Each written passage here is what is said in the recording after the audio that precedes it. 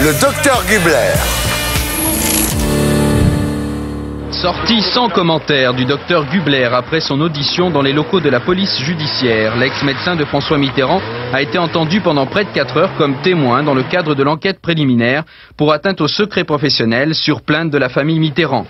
Après l'ordonnance de référé prise hier qui interdit la diffusion du livre, les éditions Plomb n'ont pas encore décidé si elles faisaient appel. Elles ont 15 jours pour le faire. En France, 40 000 exemplaires du Grand Secret ont été vendus mercredi, unique journée de diffusion. La FNAC a décidé de reverser les bénéfices de cette vente à la recherche sur le cancer. Tout le monde en a parlé à retrouver Claude Gubler dans les Bouches-du-Rhône, en pleine nature. C'est entouré d'oliviers qu'il profite de son havre de paix et ça donne à sa passion, la photographie d'oiseaux. La photographie des oiseaux, c'est des heures et des heures d'attente pour une photo. Il y a un piquet-pêche qui est dans le chêne. On va tâcher de le prendre et puis de vous le montrer.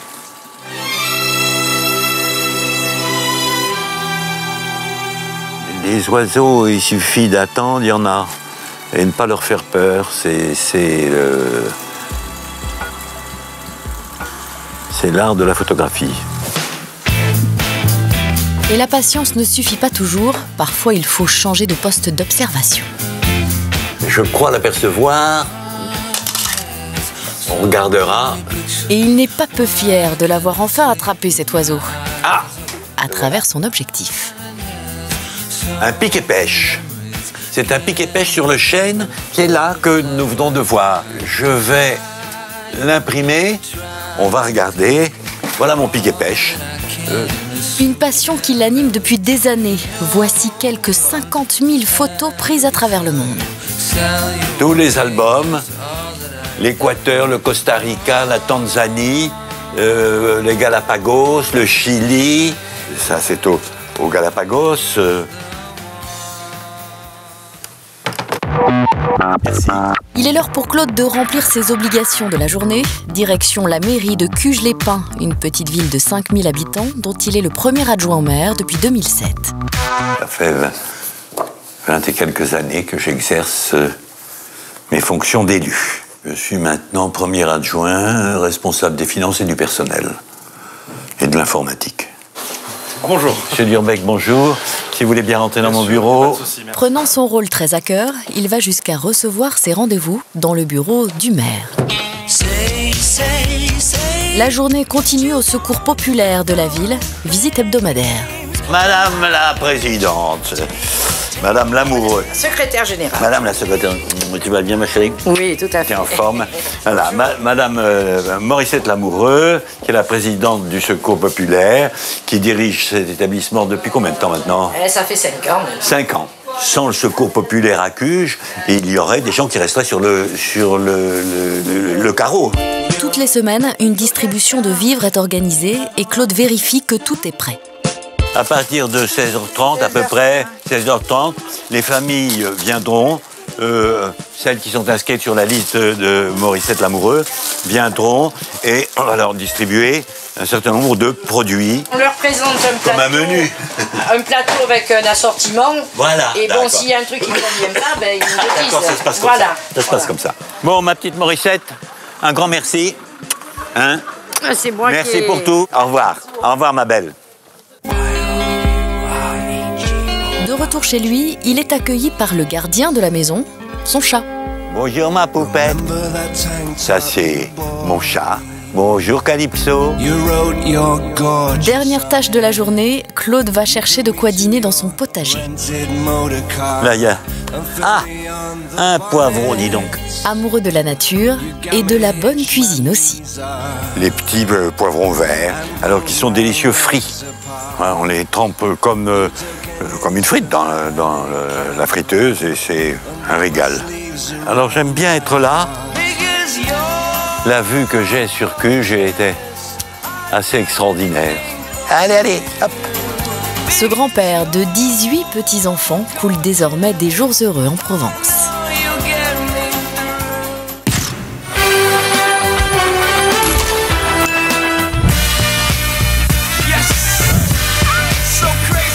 Et maintenant, La lumière se rallume sur le docteur Gubler. Claude, bienvenue sur le plateau de Tout le monde a parlé. Vous êtes né le 14 mai 1934 à Paris, dans le 14e. Votre père était suisse-allemand, géologue. Il avait établi la cartographie du Laos, du Siam et du Tonkin, l'Indochine de l'époque. Puis il faisait un petit peu de renseignements pour le deuxième bureau aussi, non? Il a dû en faire. Le gouvernement français, quand il est devenu français, lui a demandé, compte tenu du fait qu'il parlait 8 langues. Ah oui. Les Suisses sont des gens qui parlent beaucoup, même s'ils sont quelquefois très muets. Oui. Alors, au retour d'une mission, la gangrène l'emporte en 48 heures. Tout à fait. C'est quelque chose qui est dans ma tête, parce qu'on me l'a dit, je ne l'ai pas vécu. J'avais 6 ans. De mon père, j'ai très peu de souvenirs, puisqu'il était tout le temps soit en mission, soit en travail de terrain, de recherche, de cartographie, comme le font tous les géologues. Et il est mort. On s'est toujours interrogé, nous, ses enfants et ses amis, sur les raisons de sa mort. Ma mère, qui était une scientifique, très intellectuelle, très brillante, n'a jamais voulu que je me penche trop sur le pourquoi. C'est reste un point d'interrogation. Alors votre mère, géologue, elle aussi. Tout à fait. On lui doit la découverte des gisements pétroliers du Sahara et des Landes, ce qui est quand même pas rien. Tout à fait, tout à fait. Sacrée famille. Oui. Alors vous passez votre prime enfance à Rabat, au Maroc. Alors vous en gardez de vagues souvenirs, de cornes de gazelle avec le thé. Le chaouche de mon père, qui était celui qui s'occupait donc des affaires de mon père et de ma mère, et qui nous invitait dans la Médina à prendre le thé avec les fameuses cornes de gazelle. Les cornes de gazelle, c'était pour moi le délice suprême. Les scorpions aussi. Ça, c'était vers Colombéchard, où on allait passer quelques vacances et où il nous était interdit, quand on était petit, de faire quoi que ce soit. Et avec mon frère, qui a 2 ans de différence avec moi, nous allions chercher des scorpions que l'on prenait pour s'amuser. Et la rouste que nous avons reçue. Voilà, c'est ponctuel, mes souvenirs du Maroc, tout à fait. Alors, à la mort de votre père, en 1940, vous rentrez en métropole, à Toulouse. J'ajouterai un petit détail humoristique, si je puis dire, de cette rentrée en France, c'est que les trains marocains qui devaient nous amener prendre le bateau à Oran pour traverser la Méditerranée, comme nous sommes arrivés avec des heures de retard, le bateau était parti. Et on a dû prendre le suivant.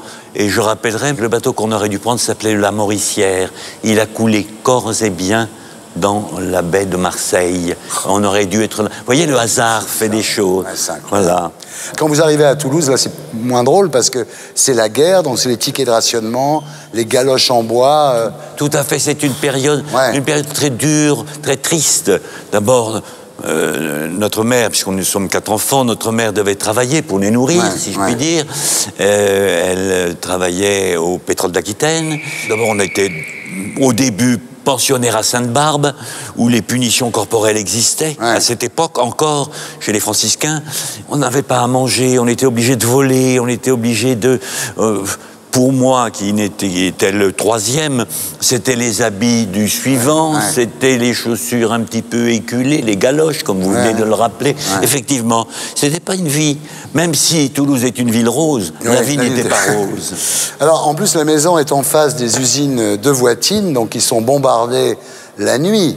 D'où nous avions dans le jardin un abri. Creusé, dans lequel nous descendions la nuit. Ou quelquefois, notre mère nous emmenait, parce qu'il y avait trop de risques, chez une amie à elle, qui habitait à côté de la gare, Matabio, qui était bombardée pareil. Oui. Et on descendait la nuit dans les abris.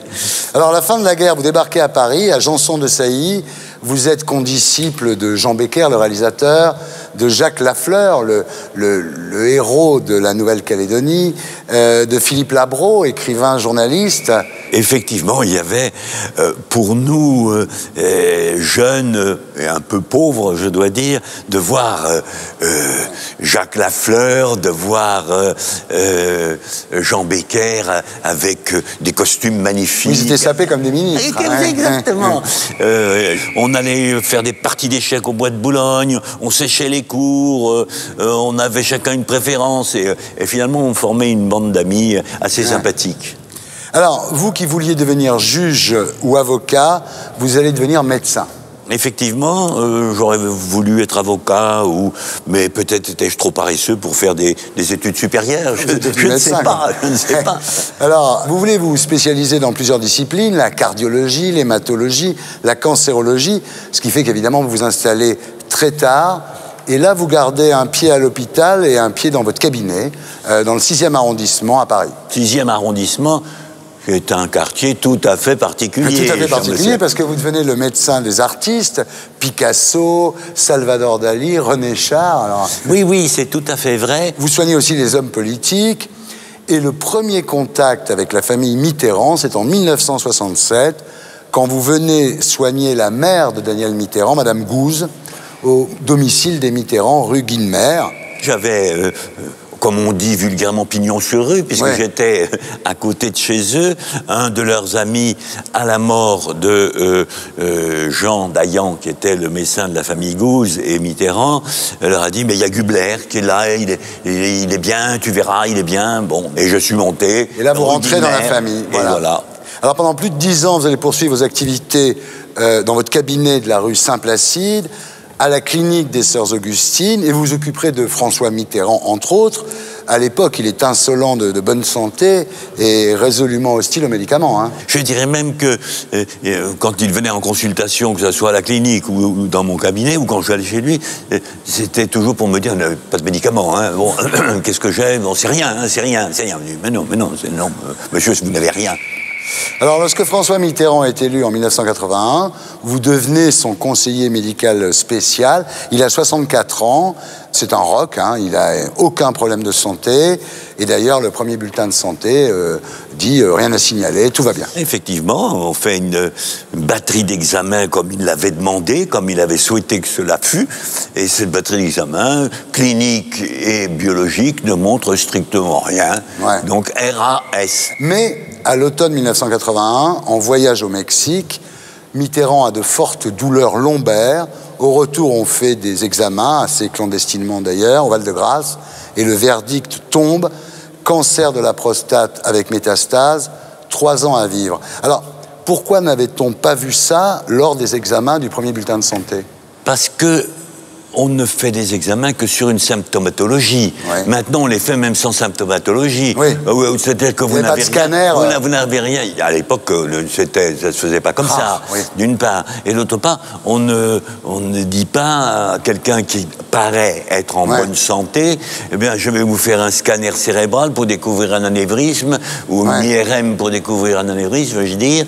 On ne veut pas faire un corps entier ou faire une scintigraphie osseuse pour savoir s'il parle, alors qu'il ne souffre de rien. Ouais. Ce sont des examens coûteux. Ouais. Ce sont des... On est... Même si maintenant, c'est moins, mais nous sommes quand même, nous, médecins, responsables de quelque chose qui s'appelle la sécurité sociale. Ouais. Et demander plein d'examens pour rien me semble être inutile. Or, ce monsieur qui était devenu président de la République, mais que je suivais depuis... qui n'avait aucun signe clinique d'appel, comme l'on dit, car il est vraisemblable que cette symptomatologie découverte en novembre 1981 existait peut-être avant, mais était complètement occulte, si je puis dire. N'était révélatrice de rien, aucun signe. Et je pense qu'aucun médecin n'aurait pu trouver... Alors là, on lui dit, vous avez 3 ans à vivre. Alors quand on vient d'être élu président de la République, c'est horrible, parce qu'il avait attendu pendant toutes ces années d'être président. Au moment où il est président, c'est vrai ce que on le condamne. C'est horrible. Alors aussitôt, Mitterrand verrouille l'info, il vous dit on n'en parle pas, même à Daniel. Et lorsque vous allez lui faire sa perfusion à 7h30 du matin rue de Bièvre, si des fois elle vous demande pourquoi vous êtes là, vous dites c'est un rhumatisme récalcitrant. Oui, à partir du moment où le patient lui-même demande à ce que les choses ne soient pas dites à qui que ce soit, vous devez vous plier aux exigences de ce patient. Donc de trouver une excuse. Si je ne souhaite pas qu'on dise à ma femme ou à mes enfants, pour le moment, que je suis malade, le médecin... Alors, évidemment, c'est un petit peu plus délicat lorsque on est dans une situation aussi importante. disons, une image auquel il ne faut pas toucher. Donc, ça posait un peu plus de problèmes que pour un patient ordinaire. Alors, lorsqu'arrive l'échéance du deuxième bulletin de santé, là, il n'est plus question de transparence.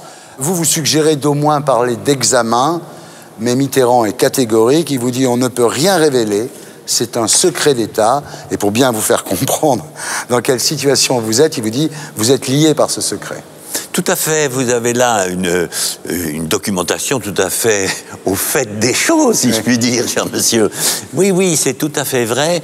Non, je mettrai un tout petit détail supplémentaire, c'est qu'en fait, compte tenu des résultats que j'avais, je lui dis très simplement, monsieur, on ne fait rien, on laisse passer l'échéance, on ne fait plus de bulletins de santé. Oui.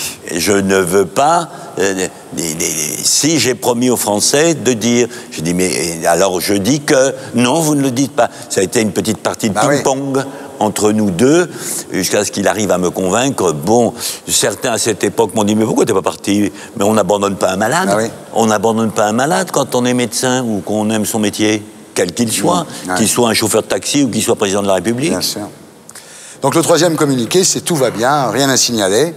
Et alors, pour faire face aux rumeurs, Mitterrand donne une interview dans laquelle il dit que tout va bien. Vous savez une chose, c'est que, et l'histoire l'a montré, c'est que ce monsieur a merveilleusement réagi à la thérapeutique. Et que je pourrais, je l'ai dit, défier quiconque à travers les résultats des examens de 1982, de dire qu'il avait quelque chose. Que ce soit des examens cliniques qui a été donné par le professeur Steg, les examens cliniques sur la normalité ou au contraire l'anomalie.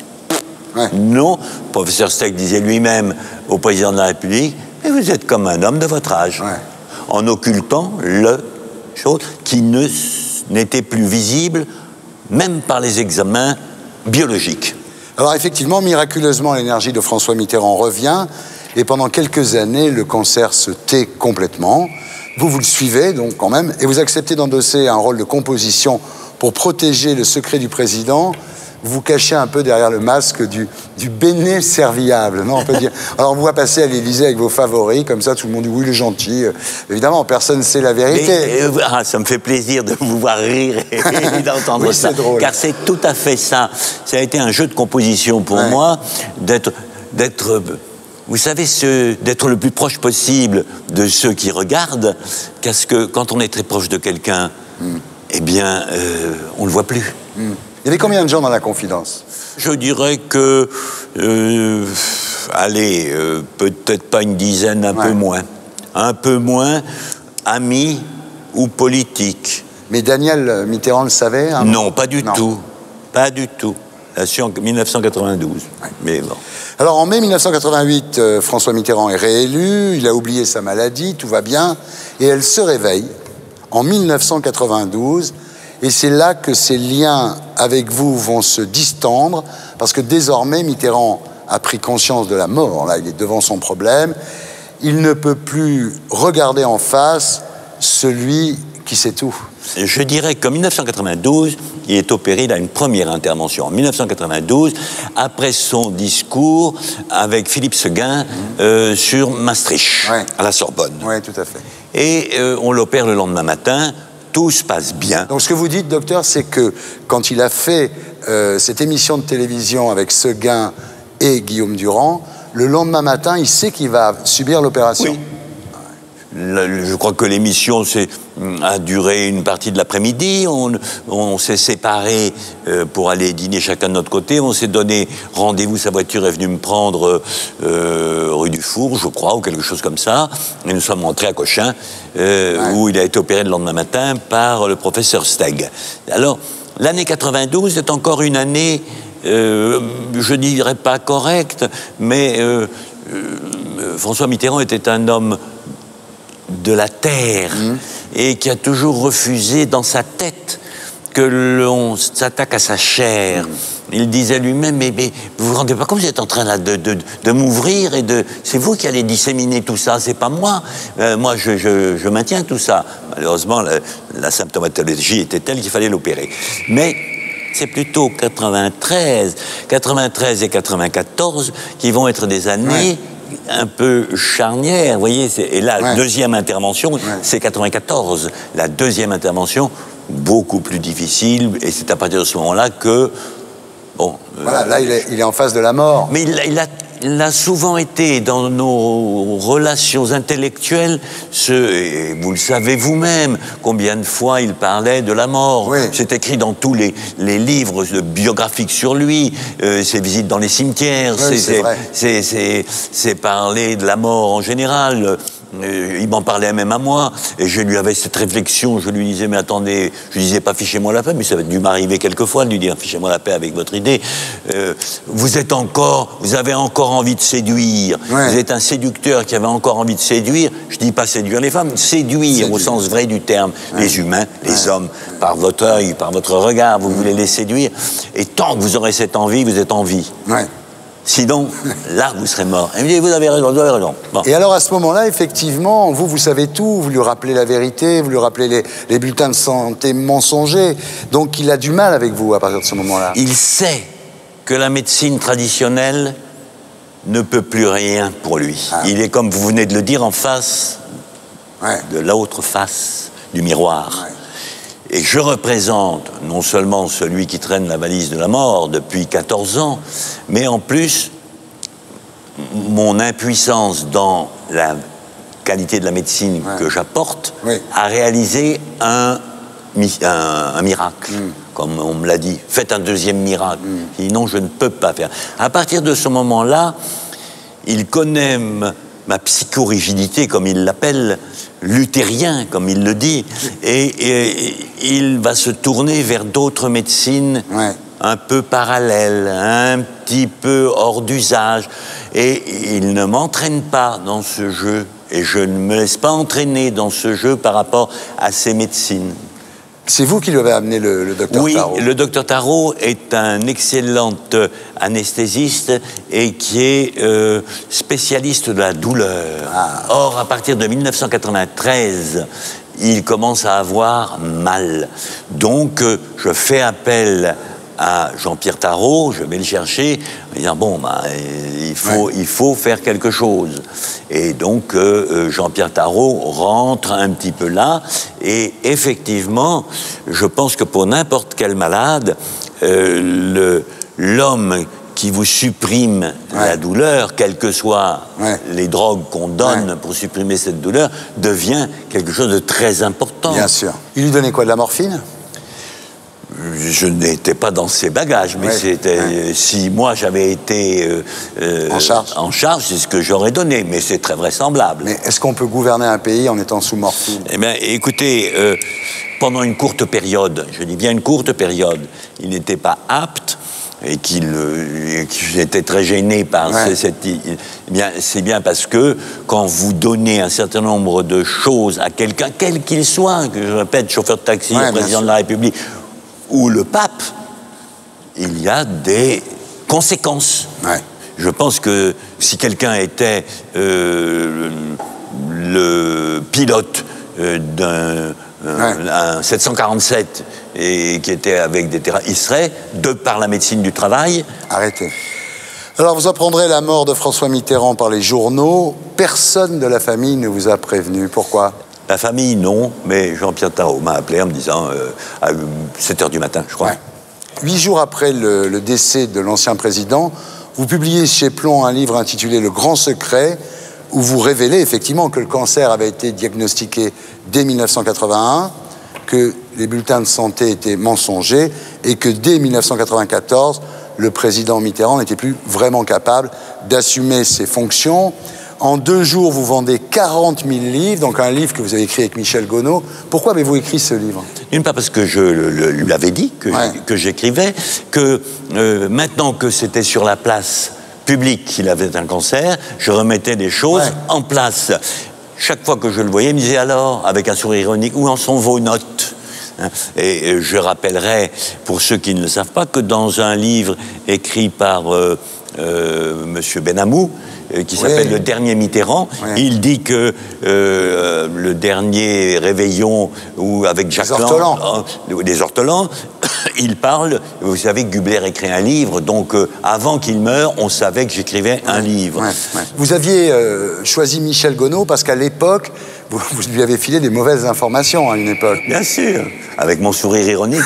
et donc là, vous faites le livre avec lui pour dire toute la vérité. C'était la moindre des choses. Voilà. Alors là, évidemment, vous devenez extrêmement médiatiquement célèbre. Quelles ont été les réactions au moment de la publication du livre? Alors, il y a eu un tollé général, et que je peux comprendre compte tenu de la courte période entre la mort et la publication du livre, que je n'ai pas pu arrêter, mais bon, qui n'aurait pas eu lieu si le livre était paru 3 mois ou 6 mois après. Bien sûr. C'est la date qui est surtout polémiste, si je puis dire. Hein. C'est pas le livre lui-même. Donc, une levée de bouclier, politique, médecin.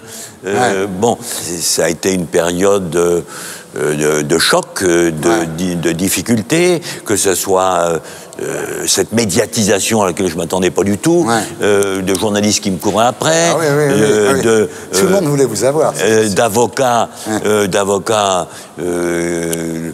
plus ou moins retors et méchants. Je ne citerai pas de nom, mais tout le monde comprendra de qui je veux parler. Personne n'a dit, mais attendez, avant de mourir, François Mitterrand voulait 3 choses. La vérité sur sa fille, Mazarine, la vérité avec Péan sur l'affaire Bousquet, et la vérité sur sa santé. C'est vrai. Quelqu'un aurait dit ça, tout partait. Les proches auraient pu le lire, voilà. Mais il le savait. Mais il le savait, qu'il voulait 3 choses. La vérité, c'est la raison pour laquelle il m'avait dit, vous direz la vérité. Vous êtes un psychorigide luthérien, mais vous direz la vérité. C'est sûr. Alors, est-ce que ce livre vous a rapporté de l'argent? Pas du tout. Dans un premier temps, il a été interdit. Après l'arrêt de la Cour européenne, il est reparu, mais cet ouvrage, comment on dit, les droits d'auteur ont été intégralement versés à ma commune. Donc vous, ça vous a rien rapporté? Rien rapporté. Pendant toute cette époque, donc avec Mitterrand, quel a été le meilleur moment? Je ne dis pas les meilleurs moments qui sont tous les mêmes. C'est des moments de solitude à 2 en se promenant pour parler. Et le pire moment de toute cette époque? Un moment, on dirait 82 ou quelque chose comme ça, où il a voulu arrêter son traitement. Et là où je lui ai dit, attendez, c'est fini, si vous arrêtez, j'ai plus besoin d'être là, je m'en vais, vous n'avez plus besoin d'être soigné si vous arrêtez votre traitement. Alors, 2 jours après la publication du Grand Secret, le livre est retiré de la vente à la demande de la famille Mitterrand. Vous êtes condamné à 4 mois de prison avec sursis pour violation du secret médical et 50 000 € de dommages et intérêts et radié de l'ordre des médecins. C'est beaucoup, là, quand même. Vous savez, ça s'appelle un coup de massue sur la tête pour écraser une mouche. Alors, radié de l'ordre des médecins, c'était le professeur Glorion, qui à l'époque était président du Conseil national de l'ordre des médecins. Or, comme vous le savez, je n'exerçais pas. J'étais inspecteur général des affaires sociales. Je n'étais pas médecin. Je ne vivais pas de mes revenus de médecin. Donc, ça n'était... On va le radier, qu'est-ce qu'on fout? Excusez-moi de l'expression. Ça ne fait quoi? On le radie, il pourra toujours vivre avec... il est fonctionnaire, il pourra toujours vivre. Ce qui n'empêchait pas le Conseil national de l'ordre de me recevoir avec un tapis rouge, parce que j'étais inspecteur général des affaires sociales et que je réglais les problèmes de l'application des mesures européennes sur les professionnels de santé. Vous voyez, il y a une espèce de drôlerie de la vie. C'est absurde. Ce n'est qu'en 2005 que la Cour européenne de justice vous donnera raison. Le livre est réédité et donc depuis on peut le trouver en vente libre. Absolument. Alors voilà, aujourd'hui vous êtes nostalgique de cette époque de l'Élysée? Pas du tout. Ah bon? Ça vous manque pas? Pas du tout. Les arcanes du pouvoir? Pas du tout. Non, pas du tout. J'ai jamais été d'ailleurs dans les arcanes du pouvoir. Pas du tout. Pas du tout. Vous avez de la rancune contre quelqu'un? La rancune est un mot que j'aime pas, mais il y a des êtres humains que je n'aime pas beaucoup. Ouais. Alors j'en citerai un, Monsieur Georges Kejman. Ouais. Monsieur Georges Kejman, parce que, si l'on se rappelle bien les faits, à un moment donné, Daniel Mitterrand a dit « Mais non, je ne veux pas que Gubler ait de la prison, quelque chose comme ça. » Et Madame Ezrati, qui était présidente de la Cour d'appel, a dit « Mais attendez, donc on arrête tout ?» Et Georges Kejman est allé revoir, dire non, alors que Daniel aurait été dire bon. Allez, ah oui, vous aviez soigné son mari pendant tellement d'années. Oui. Mais c'est pour ça qu'avec le recul, même le juge de la chambre qui m'a condamné dit en privé que c'est un des jugements qui lui reste en travers de la gorge, parce que en disant mais il n'a jamais dit qu'il mais c'est une des affaires qu'il a sans doute le plus déplu, si je puis dire. Docteur, si c'était à refaire, qu'est-ce que vous ne referiez pas pareil? Je crois que dans la vie, les échecs, qu'ils soient professionnels ou sentimentaux, les coups de bâton, c'est positif pour moi. Donc, les choses ne seraient peut-être pas les mêmes, parce que les événements ne seraient peut-être pas les mêmes, mais je ne changerais pas d'un iota. Votre attitude? Mon attitude elle-même, elle ne changerait pas. C'est comme ça, j'ai fait ce que j'avais à faire, je continue à faire ce que je fais, c'est comme ça, je suis comme je suis. Alors, le jour où vous allez mourir, qu'est-ce que vous voulez qu'on écrive sur votre tombe? Sur ma tombe sera écrit « Fugion torre, les heures s'enfuient. Accedun tenebrae, les ténèbres arrivent. Luxo termine aeternum manet, mais la lumière demeure dans l'éternité. » Alors, est-ce que, comme François Mitterrand, vous croyez aux forces de l'esprit? C'est pas le mot que j'emploierais. Moi, je suis plus croyant, si je puis dire, mais ça peut se rejoindre. Je pense qu'il y a quelque chose qui sublime notre chair propre. Le fait même de se parler comme on se parle fait qu'il y a quelque chose qui reste, et c'est ce quelque chose qui, pour moi, est la lumière dans l'éternité. Très bien, merci. J'étais très heureux de rallumer la lumière sur vous. Merci, Claude. Et pour être sûr de ne rien rater de Inarditube, abonnez-vous et mettez un pouce bleu.